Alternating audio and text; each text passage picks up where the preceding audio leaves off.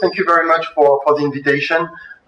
I'm not here in my capacity as a World Bank staff, but rather as a friend of the Center for Scientific Research and Human Studies. And also I'd like to thank the Monticello Foundation for the invitation.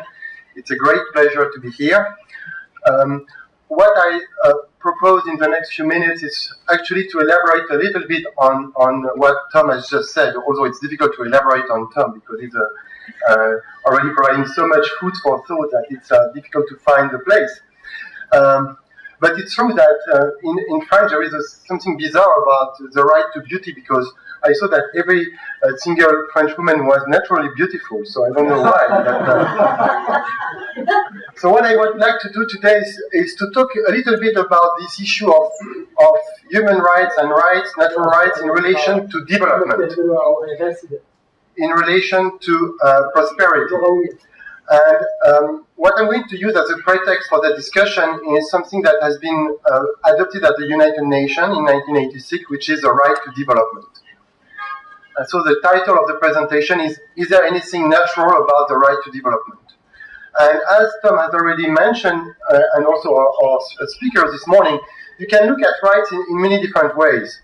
If the notion of right to development means I have the right to pursue my own development, I have the right to work, I have the right to invest and save, I have the right to be free to exchange with my neighbors, with some friends located outside the country, in a foreign place.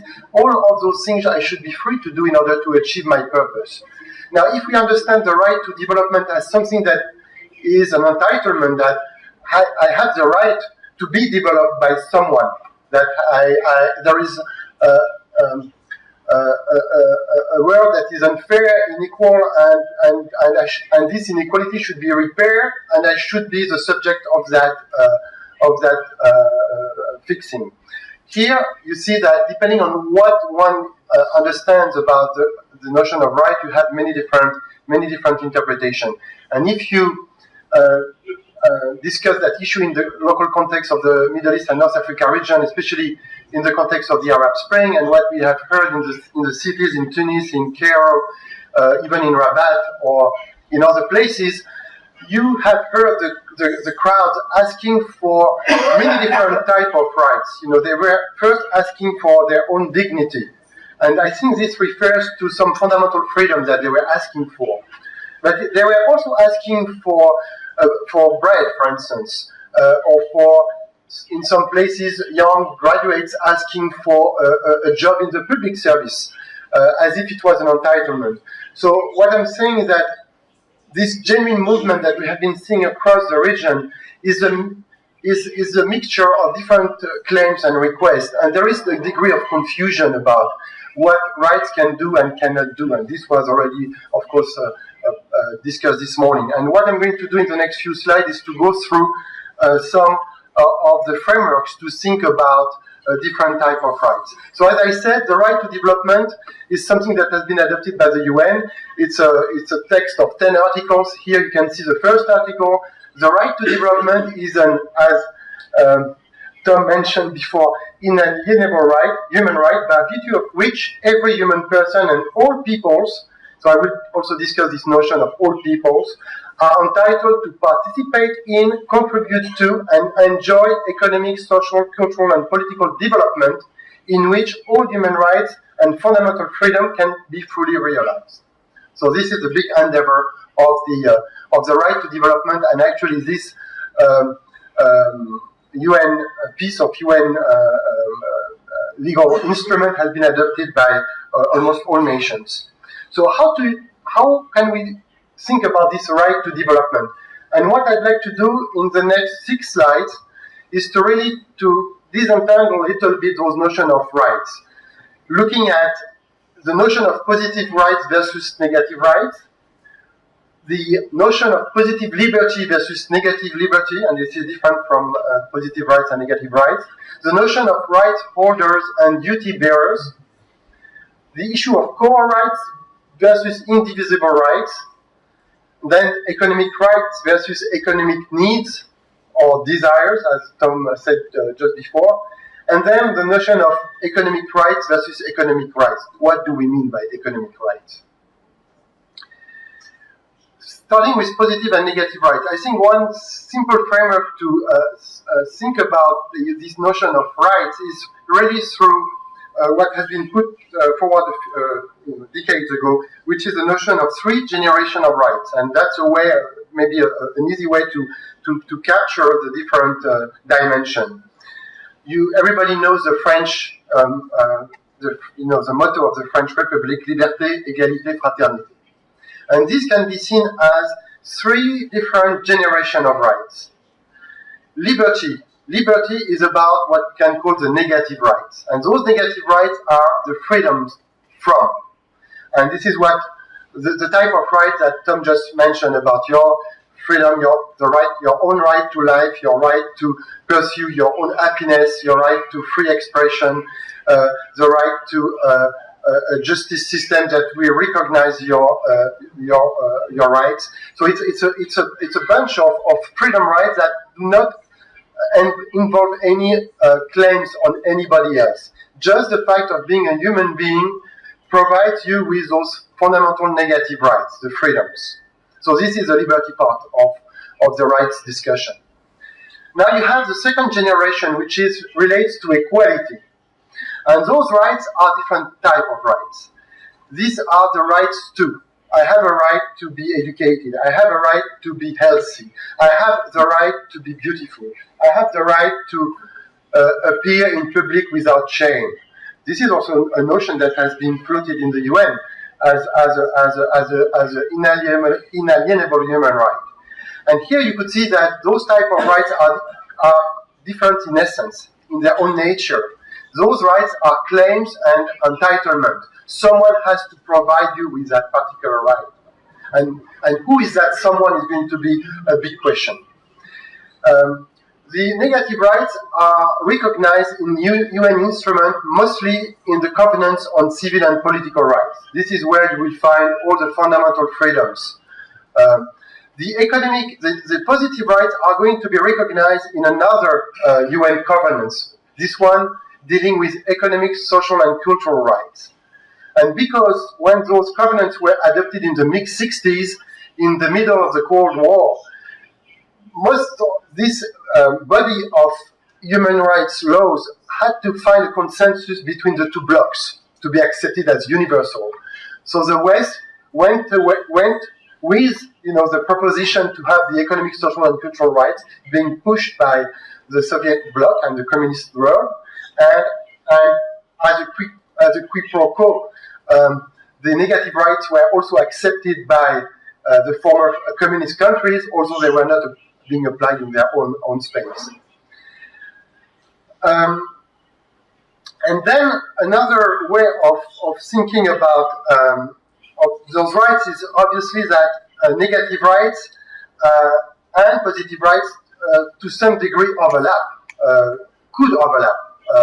It's true that people that claim that those rights are all the same would say, well, the economic, social, and cultural rights, like the right to education, the right to housing, and so on, these are very expensive rights. If you want to provide your population with decent housing, education, and so on, it's very costly. And that's why the defendants of the negative right would say, well, the negative rights are mostly not involving the state as a provider, so they are not costly. Although of course, there is a limit to that. And if you have the right to life, it means that you cannot be killed by someone, or you cannot be, or if someone is aggressing you, you have a recourse to justice, and justice needs to be paid by the state. So they would say, well, so negative rights and positive rights are not that different. Although they miss the main point. The main point is not about the fact that negative rights are free. The negative rights could be very expensive. You need to have a functioning judiciary, and having a functioning judiciary and the rule of law is very expensive. And actually the state should focus on those functions first, as opposed to focusing on some other things. So the notion is not that one is free of charge and the other is very expensive. Although in the rhetoric, some of the negative rights have been turned around, like the negative right not to suffer from hunger.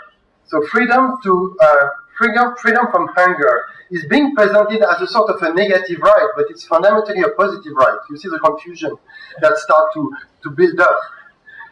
Or the right to development has also been presented as a negative right, as a right not to collaborate in an unjust international economic order. You see, it's just a rhetorical way of presenting those things as being the same, although they are not the same. And actually, I think the characteristic of negative rights that put them in a special category, and I think this is also what Tom just said, is that negative rights are orthogonals.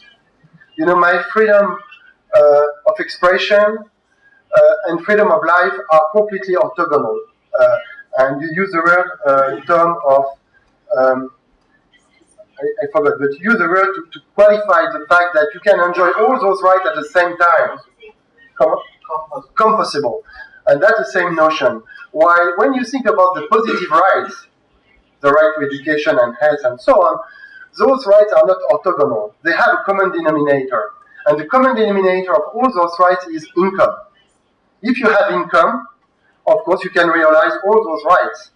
You don't need to have income to have your right to your own life. But to have a right to education and so on, you have to have those income base in order to provide those rights. Now I move to something else that is a bit more philosophical, but I think we are going to touch some of the difficult issues, especially the issues related to free will. And what does it mean to be free? And here it's a notion of positive liberty and negative liberty. And to some degree you will see that there is a connection between what I just said about negative and positive rights and those notions of positive and negative liberty. What does it mean to be free? And what is free will?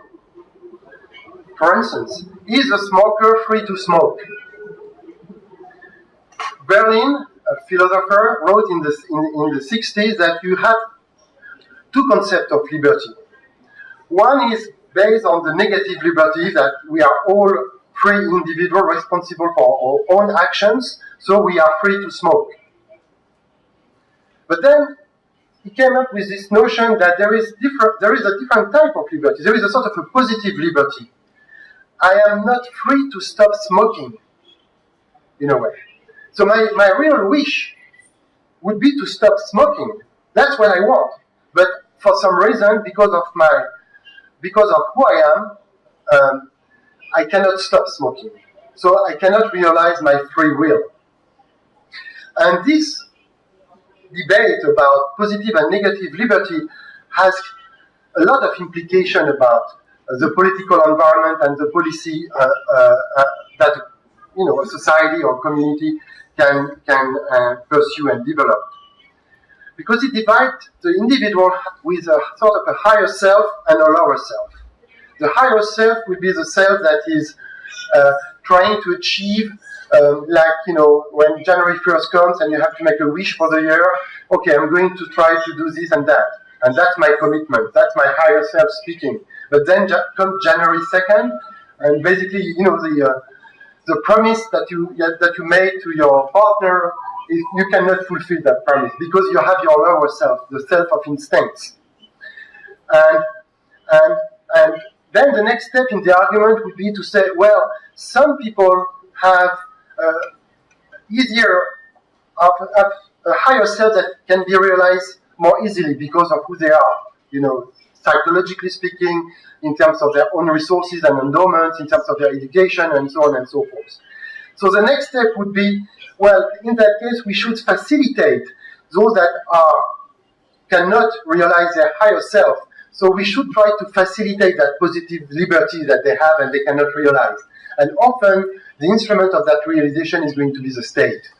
And this is where you start having this combination of positive rights in order to achieve some positive liberties in people.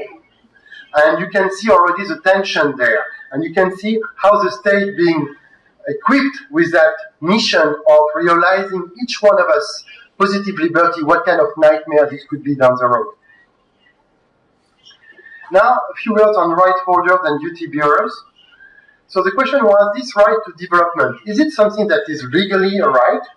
Or is it just a moral right, a sort of an inspirational right?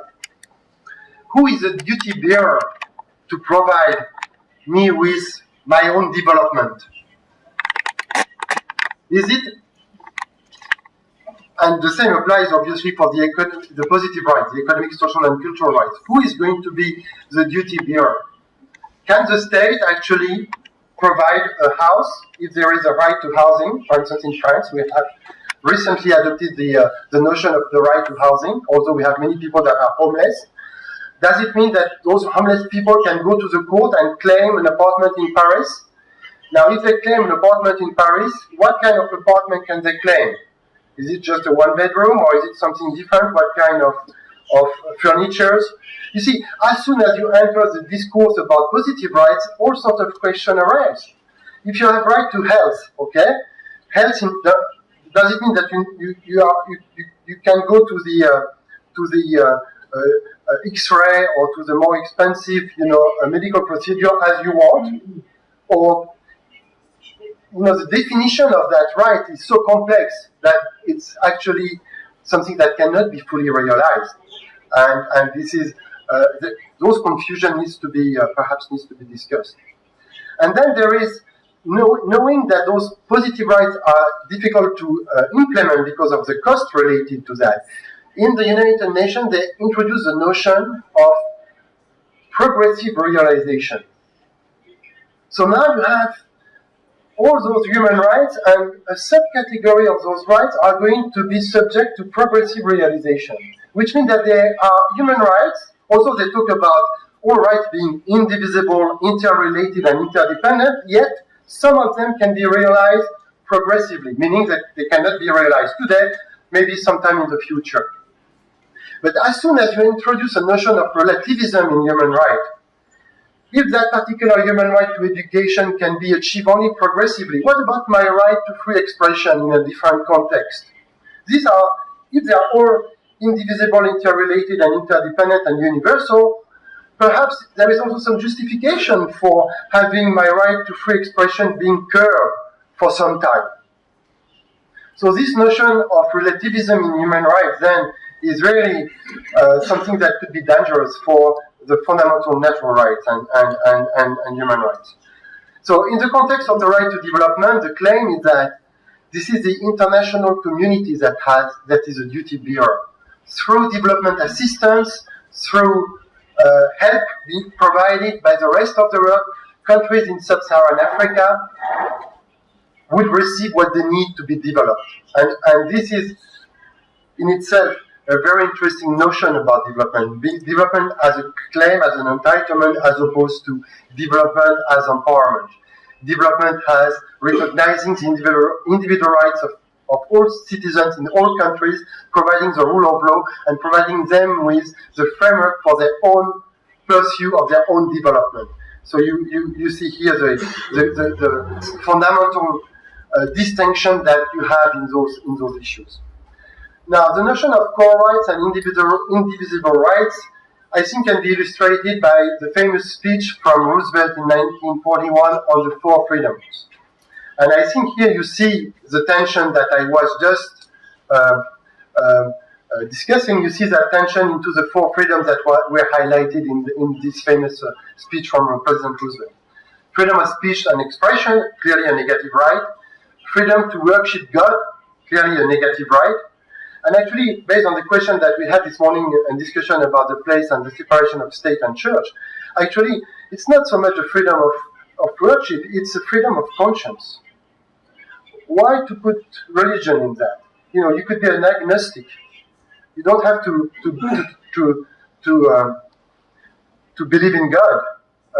And in that sense, it's true that the French system has separated church and state in a more fundamental way than in the United States. On the French front, in the old days, you don't have in God we trust, because many French people don't trust God.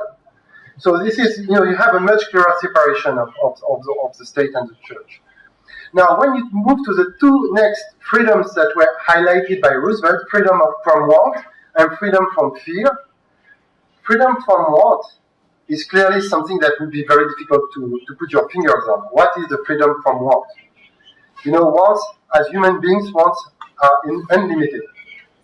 As human beings, we are always looking for more love, maybe more money, more friendship, more of many different things. And this freedom from want introduces that, I think, that confusion and that contradiction and in a way could even undermine the first two freedoms that were mentioned there, freedom from fear. Progressive realization of those rights I already mentioned. But then something very funny about the right to development. One fundamental right is the right to property. Starting with your own body. I own my body, I do what I want with my body. I own the product of my work, so the product of my work is my own property. And the right to property is fundamental to the emergence of the West. The line that Tom was showing, that the world has been living in abject poverty for millenniums, and suddenly something happened 200 years ago, which on the scale of humanity is like in the last second of the 24 hours of humanity, something has happened. What is normal is not what has happened. What is normal was what happened before. What was the state of the world? But something has happened. And what happened is the enlightenment and the recognition of individual rights, starting with the right to life, the right to property. But funny enough, the main ingredients of development of the West, the right to property, the right to trade, the right to move across borders, is not even recognized in this framework of the right to development in the UN body of law. It's not, the right to property is mentioned in the United Nations Declaration of 1948, but barely mentioned later on in the covenants. So it's something that is not even considered. Now, economic rights versus economic needs. Of course, all those rights, positive rights, are aspirational rights. You want, many things good to happen to everybody. But then, of course, this is a confusion between rights, needs, and wants, or desires, as Tom said. So, in that context, could we say that poverty is a violation of human rights? Many people will claim that poverty is a violation of human rights. And it is true in many instances. Why? Because the reason why people are poor is because their fundamental rights have not been fulfilled and protected. But their mere situation of being poor is not a violation of human rights. What is a violation of human rights is their environment. But for them to be poor is not in itself a violation of human rights. Rights, needs, of course, raise the issue of the trade-off when we talk about the right to many different positive objectives like education, health, and so on. This involves many different types of trade-off. If you provide a particular community with health and top of the art hospital or clinic, maybe you won't be able to provide, the university, the top university. You have to make trade-off, and we all make trade-off in our lives. So that's also why positive rights are rights just in names and not in reality, because those trade-offs undermine the objectives. And those notion of right to development, as if you bring development to people, is very much like charity versus empowerment. As if, you make people rich just by giving him some resources and some money. No, that's not how you make people rich. People rich are going to make rich by themselves. They have to pursue their own objective and purpose in life. And that's why the right to development needs to be built on the reality of human beings. And I like this characterization of human nature that has been proposed by Jensen and Mecklin. What are human beings fundamentally? They care and make trade-off. We care about many different types of things. And in caring about different issues, we make trade-off as well. We have unlimited individual wants, being material or immaterial, as I said before. We want to be loved by everybody if possible. I hope you love me. Or at least what I say. Third, human beings are maximizers. We maximize one way or the other. because we want to enjoy the highest level of value for whatever is our environment. And we are resourceful, meaning that we have energy and we are able to use that resources for good and bad use, and hopefully through the recognition of the fundamental negative rights and the rule of law that goes with it, we use our resourcefulness with the resourcefulness that we have for the good rather than the bad.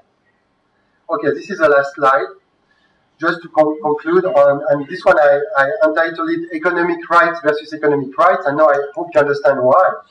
Because you have two different types of economic rights. Some of them are completely tangent to the economic development. These are the social, what has been sanctified in the United Nations as economic, social, and cultural rights. But they are not right, they are simply goals. You know, we want our population to be educated. We want our people to be healthy. We want our people to enjoy leisures. We want our people, many good things for our people, but these are not right, these are goals. And that's the big confusion. But in order to achieve those goals, you need rights, you need inputs. And the inputs are going to be the negative rights. And those negative rights are what Tom illustrated with the publication from World Economic Freedom. It's all about individual rights and economic freedom, personal choice, voluntary exchange, freedom to compete, protection of person and properties. So that's why the right to development, or using the notion of rights as a main engine of development, is very powerful. I wrote a book, and this presentation is extracted from that book, which is entitled The Power of Freedom, and the subtitle is Uniting Human Rights and Development. And this is the power of freedom, to unite the discourse on human rights and the purpose of development. And how to achieve that? Through those negative rights I have been talking about. Unfortunately, this notion of right to development is completely agnostic about the economic system in which we can realize those developments. And that, I think, is the last illustration of how weak is that instrument. And it's also an illustration of the pity, because I think using the right instrument and to empower people with rights is certainly a powerful instrument that would outcompete any type of development assistance and other ways of trying to promote development.